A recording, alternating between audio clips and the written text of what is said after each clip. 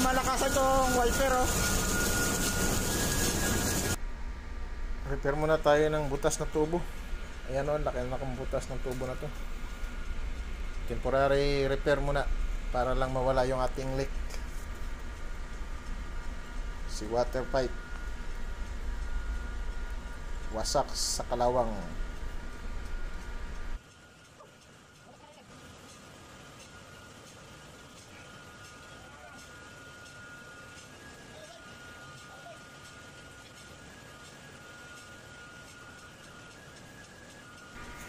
Sa part na to, kinakabit ko na yung clamp, no.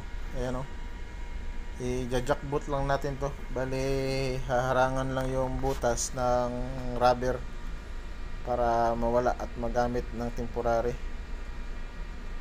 Hindi natin mare-repair agad-agad to, kay kailangan na. Kaya ito muna ang gagawin natin. Mag-doubler muna tayo ng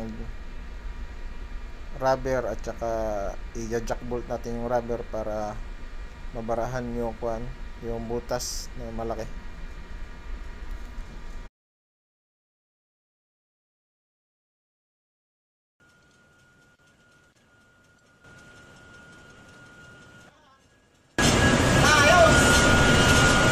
Ayan ko na yung jackbolt, no. Ayan, wala na. Tapos na tayo. Sige, exit na. Thank you for watching.